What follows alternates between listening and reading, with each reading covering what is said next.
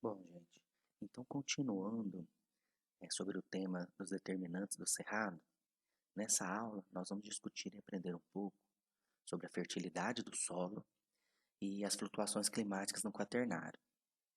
Em relação aos solos no cerrado, só para dar uma diferenciada na literatura que vocês podem encontrar, a gente vai encontrar muito esse termo solos distróficos e mesotróficos. Esses termos, eles são utilizados, né, a gente não vai entrar muito no mérito né, científico, por que são determinados, mas solos distróficos e mesotróficos, a gente está falando em relação à fertilidade do solo, em relação à proporção de bases trocáveis. Então, o solo distrófico é um solo mais pobre, e um solo mesotrófico é um solo mediano em relação ao nível de fertilidade. Em relação aos solos do cerrado, a maioria dos solos do cerrado, como eu coloquei aí, 46% são classificados como latossolos. Latossolos são solos muito intemperizados, então são solos bastante profundos, apresentam uma pouca reserva de nutrientes e uma baixa fertilidade. Então eles são classificados como solos distróficos. Como a gente já conversou na primeira aula, os solos do cerrado, na sua maioria, são solos ácidos e têm uma grande quantidade de alumínio, que é um grande fator que já foi bastante estudado, que a gente vai falar agora, em relação ao crescimento das plantas do cerrado. Então, desde os primeiros trabalhos que começaram a estudar o cerrado, os autores viram que os solos do cerrado apresentam uma baixa fertilidade e essa baixa fertilidade influenciava na estrutura das plantas. Eles começaram a ver que as folhas das plantas apresentavam uma estrutura mais coriácea, as folhas eram mais duras, mais complexas, e diversas teorias foram elaboradas para poder explicar essa esclerofilia foliar. Os primeiros autores, eles colocavam, né, pontuavam, que isso era devido à falta de água. Então a vegetação do cerrado era xeromórfica. Mas alguns autores começaram a ver, né, a gente já viu isso nos primeiros trabalhos, que as plantas do cerrado possivelmente transpiravam livremente ao longo do ano, principalmente as plantas, né, que nós chamamos de plantas permanentes, as plantas lenhosas que tinham um sistema radicular mais profundo. Então começou a pensar nessa época, né, um autor que é o Karl Arens, em 1958, que a deficiência nutricional nos solos do cerrado poderiam causar a esclerofilia oligotrófica, que é o que eu escrevo aí para vocês. Quer dizer, esse baixo conteúdo de nutrientes no solo do cerrado causaria essa modificação na estrutura foliar. Né? A estrutura foliar ficaria uma folha mais grossa, mais coriácea. Eu coloco alguns exemplos da esquerda para a direita, né? Diospyros ríspida, Piptocarpa rodundifolia, Meconia albicans e terminando com Styrax camporum, que são espécies que possuem essas folhas mais duras. Se a gente vê na esquerda, que é o Diospyros ríspida, né? A foto está melhor, vê que é uma folha mais coriácea, lembrando o mesmo aspecto de couro, uma folha mais, né, dura. Então essa característica, ela já desde 1958 começou a ser debatida como uma característica relativa ao solo. Então as folhas eram esclerófilas de acordo com a baixa fertilidade dos solos do cerrado. E aí a gente conversou, né, na segunda aula em relação aos grandes autores, e infelizmente a gente esqueceu alguns, né, em relação à nutrição mineral, em relação a trabalhos de solos. Esqueceu desse grande autor que é o Goodland, que já em 1971 tinha diversos trabalhos em relação ao cerrado, e ele foi o primeiro a falar que as plantas nativas do cerrado acumulavam alumínio. E aí a gente cai nesse tema de acumulação de alumínio, que é muito importante, principalmente para entender a adaptação das plantas ao solo do cerrado. Uma coisa importante é que, pensando agronomicamente, os solos do cerrado, vários solos do cerrado, em relação à quantidade de alumínio, eles são tóxicos para as plantas. E esse autor, Skudland, ele começou a pesquisar e começou a pensar que, será que o escleromorfismo, né, as folhas do cerrado, serem essas folhas mais duras, mais grossas, não é em relação à toxicidade por alumínio, quer dizer, uma forma das plantas perpassarem por esse solo mais rico em alumínio, elas acabariam absorvendo esse alumínio e seria tóxico. E isso se refletiria nessas folhas. Porém, como eu coloco nessa foto, essa foto é de um artigo publicado em 2008 na Brazilian Journal of Plant Physiology, do Haridasan, que a gente discutiu na segunda aula, que é um grande estudioso dos solos do Cerrado. Ele viu que algumas plantas elas precisavam do alumínio para poder ter um crescimento normal. Nessa foto aí a gente está vendo uma planta de Volkisia tirsoidea e tem fotos da esquerda para a direita nas duas linhas e mostra que na concentração zero e onde tem um T, que é só água de torneira, as plantas crescem muito menos e apresentam clorose. E a tendência é a morte dessa folha. E quando ela cresce em concentrações de alumínio, a planta tem um crescimento normal. Isso quer dizer que essas plantas elas precisam de alguma forma do alumínio para ter o seu crescimento normal. Existem outros trabalhos com outras espécies de Melastomatácea, né?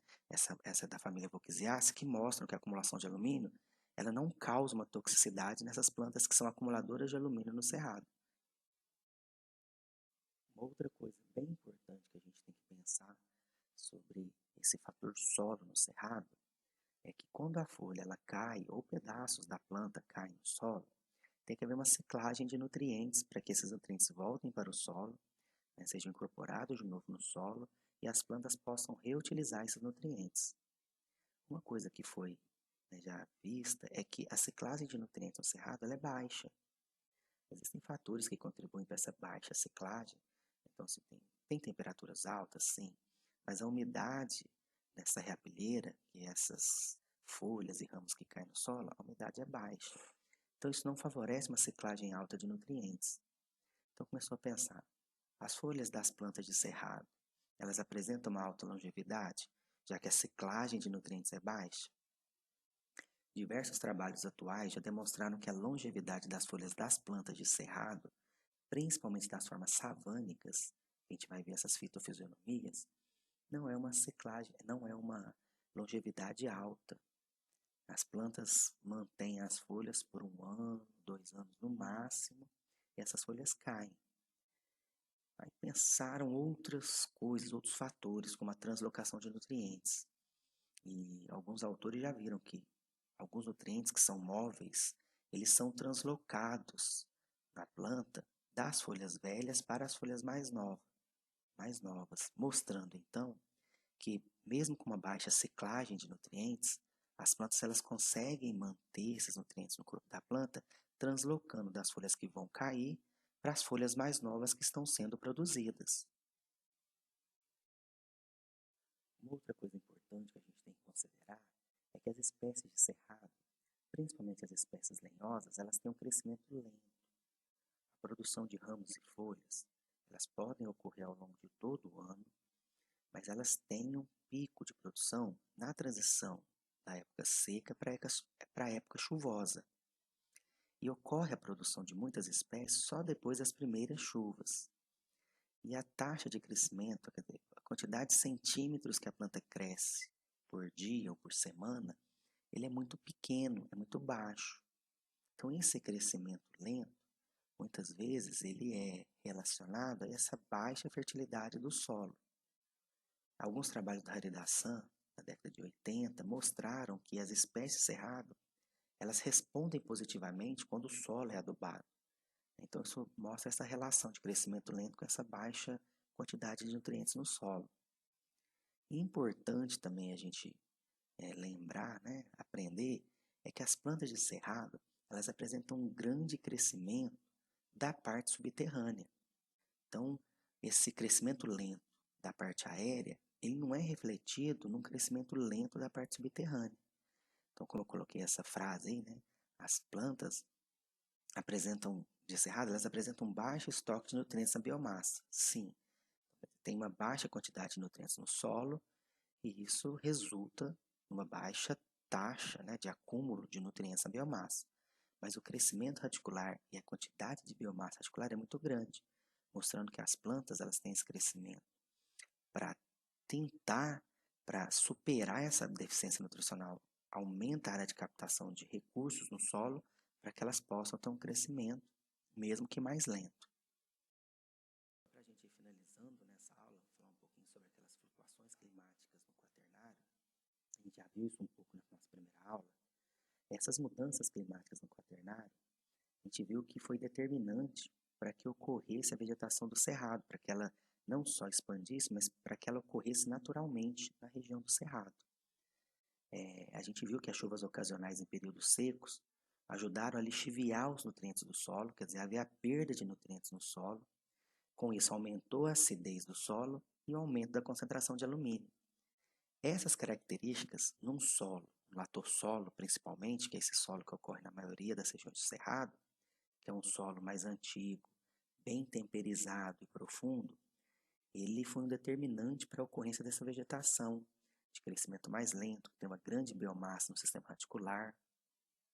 Outra coisa importante que a gente viu que naquelas mudanças, quando houve a mudança na umidade, principalmente no Holoceno, o aumento das chuvas que ocorreu nessa época, ele resultou numa maior perda de nutrientes no solo. Então, fazendo com que o solo ficasse mais pobre e assim as plantas tendo que se adaptar a essa escassez de nutrientes e um aumento dos níveis de alumínio no solo, elas foram se adaptando ao longo dos anos, ao longo dos milhares de anos, para que chegasse na vegetação como ela é atualmente.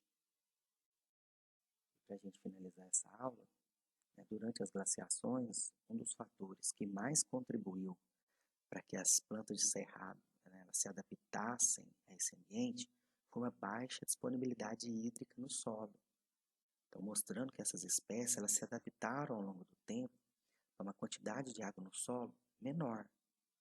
Essa adaptação ela foi chave, ela foi muito importante para quando o ambiente do cerrado começou a ser um ambiente mais sazonal, as plantas tivessem uma resposta melhor, elas se beneficiaram dessa mudança para um ambiente sazonal, principalmente pensando nas árvores, nas plantas de floresta.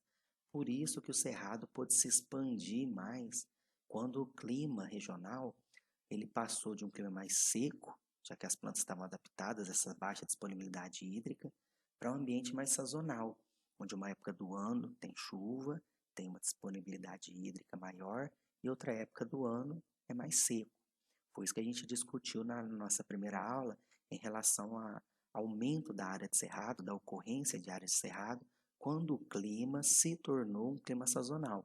Porque as espécies elas já estavam adaptadas, elas tinham um ajustamento muito fino à baixa disponibilidade hídrica. Bom, gente, a gente está acabando nossa segunda aula. Na verdade, a gente acabou tanto os determinantes que a gente viu nessa aula, solo e as flutuações climáticas no quaternário, quanto da aula anterior, que foi a precipitação sazonal e os eventos de fogo. E eu espero que vocês tenham gostado. A gente se encontra na aula para a gente discutir mais. Até mais, gente.